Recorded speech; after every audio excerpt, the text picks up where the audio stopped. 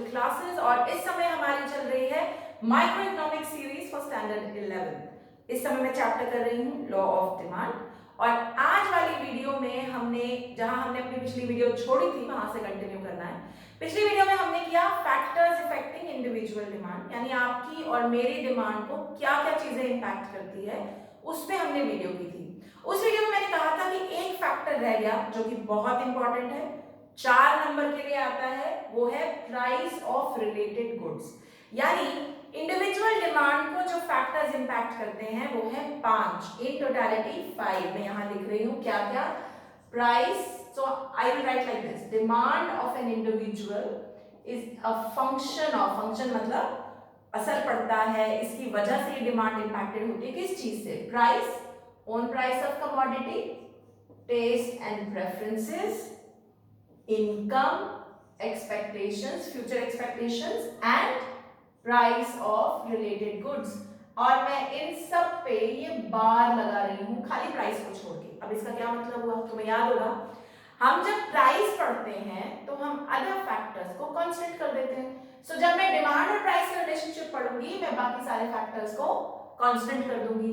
Similarly जब मैं demand और टेस्ट एंड प्रेफरेंसेस का रिलेशनशिप पढ़ूंगी तो मैं प्राइस को, इनकम को, एक्सपेक्टेशंस को, प्राइस ऑफ रिलेटेड गुड्स को कांस्टेंट कर दूंगी।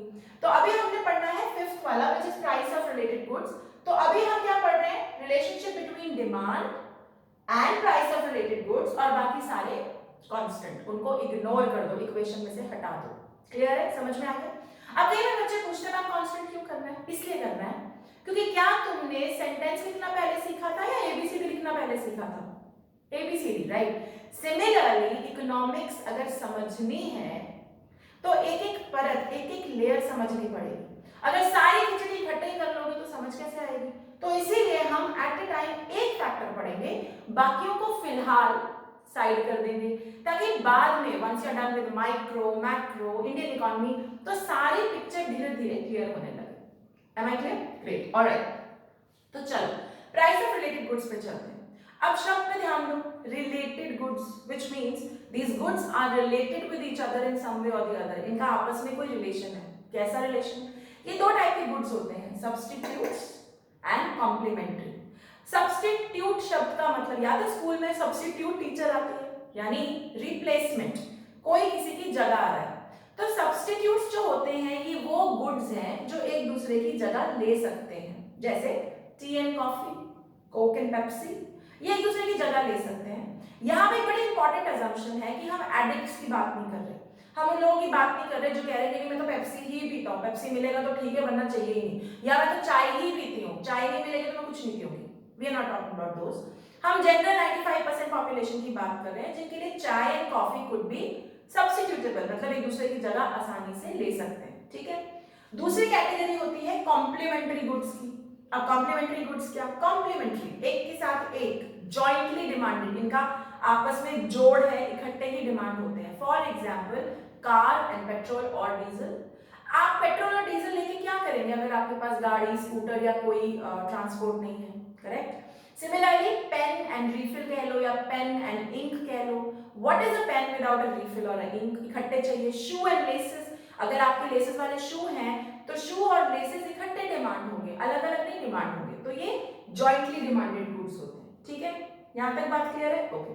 अब देखते हैं इनका क्या रिलेशनशिप बैठता है प्राइस एंड क्वांटिटी के हिसाब से। ध्यान दो, तो जब चाय की प्राइस में, कहते बोर्ड प्लीज, जब चाय की प्राइस बढ़ती है तो लॉ ऑफ डिमांड लग रहा है चाय पे, है ना।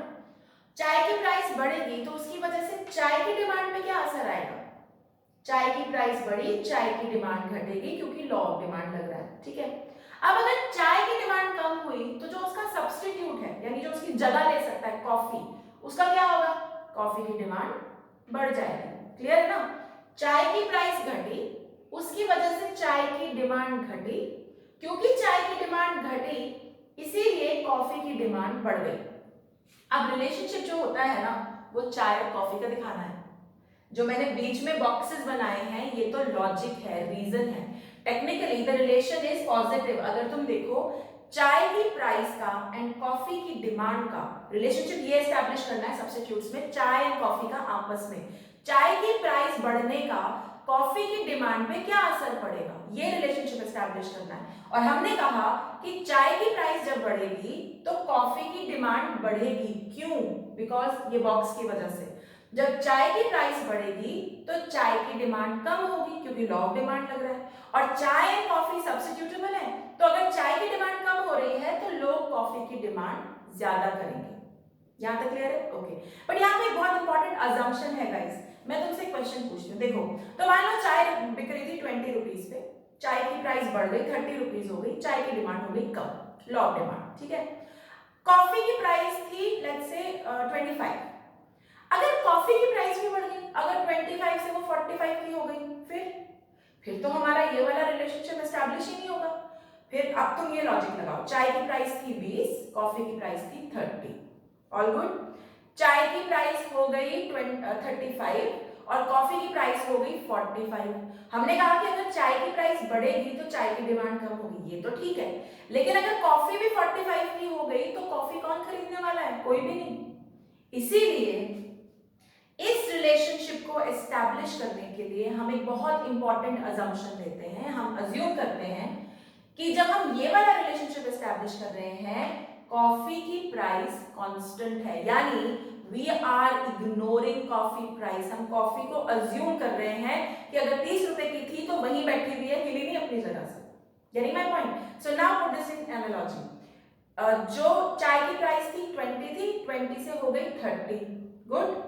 कॉफी की प्राइस भी है 30 और वो कांस्टेंट है, वो हमने अजम्पशन लिया, वो बढ़ नहीं रही। Now put it across. अब चाय की प्राइस बढ़ने का कॉफी की डिमांड पे क्या असर होगा? चाय की प्राइस बढ़ने से कॉफी की डिमांड बढ़ जाएगी। क्यों? क्योंकि जब चाय की प्राइस बढ़ेगी चाय की डिमांड कम होगी, और क्योंकि ये सब्स्टिट्यूट हो सकता है इसीलिए कॉफी की डिमांड बढ़ जाएगी। Are we clear? Is the logic clear? Good. उल्टा भी ट्रू है। इसी सेम लॉजिक से जब चाय की प्राइस घटेगी तो चाय की डिमांड बढ़ेगी, लॉ ऑफ डिमांड। और जब चाय की डिमांड बढ़ेगी तो कॉफी की डिमांड कम हो जाएगी, क्योंकि ये एक दूसरे की जगह ले सकते हैं।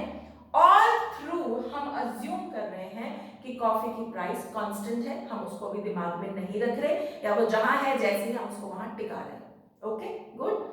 Now look at the diagram. Diagram में ना बड़ी गड़बड़ी होती है, कई बच्चे बड़ी गड़बड़ करते हैं। एक यहाँ पे थंब रूल मैं तुम्हें माइक्रो में समझाती हूँ। जो डिमांड कर्व होता है ना, वो एक ही चीज का होता है, मतलब उसी चीज की प्राइस और उसी चीज की क्वांटिटी डिमांडेड होनी चाहिए। कई बार बच्चे क्या करते हैं, इस वाले की डायग्राम में एक एक्सिस पे लिख देते हैं प्राइस ऑफ टी और दूसरे एक्सिस पे लिख देते हैं क्वांटिटी ऑफ कॉफी। बिल्कुल गलत है, क्योंकि डिमांड कर्व एक ही कमोडिटी के प्राइस और क्वांटिटी डिमांडेड को दिखा सकता है, दो दो कमोडिटीज नहीं, वो गलत है। सो फिर किसका डायग्राम बनाना है? ये दिस इज इंपॉर्टेंट। मेरा थंब रूल है, जिसमें तुम असर दिखा रहे हो, तुम असर किसी पे भी दिखा सकते हो, तुम्हारी मर्जी है। तुम चाय टू कॉफी दिखा सकते हो या कॉफी टू चाय दिखा सकते हो, योर कॉल। लेकिन जिसपे तुम असर दिखा रहे हो, जिसपे असर दिखा रहे हो, उसका डायग्राम बनाना। क्लियर है? तो मैंने कॉफी पे असर दिखाया है, इसलिए मेरी डायग्राम की लेबलिंग देखो, price of coffee on price axis and demand of coffee on demand axis. मैं दिखा रही हूं चाय के प्राइस बढ़ने का कॉफी की डिमांड पे क्या असर पड़ेगा, और इसीलिए मैंने कॉफी का प्राइस और कॉफी की ही डिमांड ली है। एंड इफ यू नोटिस, क्योंकि मैंने कहा था कि कॉफी की प्राइस को हम कांस्टेंट अज्यूम कर रहे हैं, इसलिए मैंने देखो लाइन खींची है कांस्टेंट वाली कि कॉफी की प्राइस कांस्टेंट है। और अगर कॉफी की प्राइस कांस्टेंट है तो इस सिचुएशन में dd to dd2 shows increase वाला case and dd to dd1 shows decrease वाला केस। क्लियर है? क्लियर है? और एक और चीज पे ध्यान दो, देख रहे हो, जब चाय की प्राइस बढ़ी तो कॉफी की डिमांड भी बढ़ी, जब चाय की प्राइस घटी तो कॉफी की डिमांड भी घटी, यानी ये सेम डायरेक्शन में मूव कर रहे हैं, एक बढ़ रहा है तो दूसरा भी बढ़ रहा है, ये बढ़ रहा है तो दूसरा भी कम हो रहा है, तो ये सेम डायरेक्शन में मूव कर रहे हैं। तो सब्स्टिट्यूट्स जो है ना, इनमें पॉजिटिव रिलेशनशिप होता है। पॉजिटिव मतलब दोनों एक तरफ मूव कर रहे हैं, ओके, या तो दोनों साथ में बढ़ रहे हैं या दोनों साथ में घट रहे हैं। पॉजिटिव रिलेशनशिप है चाय की प्राइस का कॉफी की डिमांड पे, पॉजिटिव रिलेशनशिप है। अभी क्लियर? क्लियर है? Okay, great. ये डब्बा जो है ये रीजन है, ये आप जब एक और बात मैं यहाँ पे कहना चाहूंगी, पेपर में आंसर लिखते हुए ना, this you can write definitely, arrows में आप लिख सकते हैं। लेकिन कई बच्चे क्या करते हैं, मैं बोर्ड पे एरोज लिखती हूँ तो वो कॉपी में भी बस एरोज लिख के छोड़ देते हैं? नहीं भाई, इसे बकायदा एरोज लिखो, वो आपकी प्रेजेंटेशन बेटर हो जाएगी, लेकिन इसको right in words, right in proper words and explain, तब तुम्हें पूरे नंबर मिलेंगे। और ये 4 नंबर का क्वेश्चन है, 2 for this, okay? Are we clear? Good, alright. Now let's move to complementary goods. मैंने क्या कहा? कॉम्प्लीमेंट्री गुड्स वो हैं जो जॉइंटली डिमांड होते हैं, इनको हम इकट्ठे डिमांड करते हैं, ठीक है? तो पेन एंड इंक आप देखते हैं, जब पेन की प्राइस बढ़ी तो इंक की डिमांड घटी, रिलेशनशिप इन दोनों का एस्टैब्लिश करना है। तो जब पेन की प्राइस बढ़ी, इंक की डिमांड कम हुई। क्यों कम हुई भला? पेन की प्राइस बढ़ने से पेन की डिमांड कम हो गई, और पेन और इंक तो साथ में डिमांड होते हैं। तो जब पेन की ही डिमांड कम हो गई तो इंक क्यों डिमांड करेगा कोई, या रिफिल क्यों डिमांड करेगा कोई? तो ओवरऑल इंक की भी डिमांड कम हो जाएगी, correct? So that's the logic. जब पेन की प्राइस बढ़ी, पेन की प्राइस बढ़ने का असर इंक की डिमांड पे क्या आया? कम हो गई। ये ऑपोजिट मूव कर रहे हैं, ध्यान दो, ये ऑपोजिट चल रहे हैं। और ऐसा क्यों हो रहा है? लॉजिक लगाइए, जब पेन की प्राइस बढ़ी, लॉ ऑफ डिमांड लगता है, तो पेन की डिमांड घटी। और पेन और इंक है कॉम्प्लीमेंट्री, जब पेन की ही डिमांड नहीं है तो इंक का क्या करेंगे? इंक की डिमांड भी घट गई, ओके? सिमिलरली जब पेन की प्राइस घटी तो लॉ ऑफ डिमांड लगा, पेन की डिमांड बढ़ गई। जब पेन की डिमांड बढ़ गई, इंक उसका कॉम्प्लीमेंट्री है, तो इंक की भी डिमांड बढ़ जाएगी। क्लियर है? इधर भी कॉफी वाले एग्जांपल की तरह हमने अज्यूम किया है कि इंक की प्राइस कांस्टेंट है, क्योंकि अगर जैसे मैंने अभी समझाया था, अगर तुमने इंक की प्राइस कांस्टेंट अज्यूम नहीं की तो ये वाला लॉजिक करेक्ट नहीं बैठता, ठीक है? लॉजिक क्लियर है? ओके। सो इसी लॉजिक से मैंने क्या कहा है, मेरा टिप क्या है?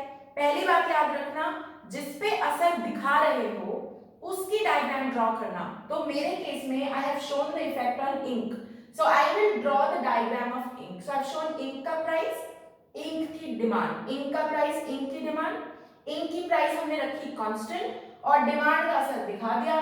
पहले केस, सेकंड केस के लिए राइटवर्ड शिफ्ट, पहले केस के लिए लेफ्टवर्ड शिफ्ट। क्लियर है? समझ में आ गया? गुड। अब बात हमेशा याद रखना, सब्स्टिट्यूट अगर क्वेश्चन आता है, clear heading substitutes, increase, decrease, और दोनों केसेस की एरो डायग्राम, ये एरोज बनाओ, फिर उसे वर्ड्स में समझाओ और दोनों की डायग्राम बना के कहीं ना कहीं डायग्राम के बगल में लिख दो, assuming price of coffee to be constant, assuming price of ink to be constant. Are we clear? And sometimes you will always get, or you will also get one marker. Substitutes क्या होते हैं, complementaries क्या होते हैं, and what is the relationship between of substitutes? So they have a positive relationship. Complementary में कैसा relationship होता है? Negative.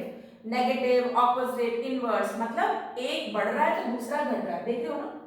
एक की प्राइस बढ़ रही है तो दूसरे की डिमांड घट रही है, ये होता है इनवर्स रिलेशनशिप। क्लियर है?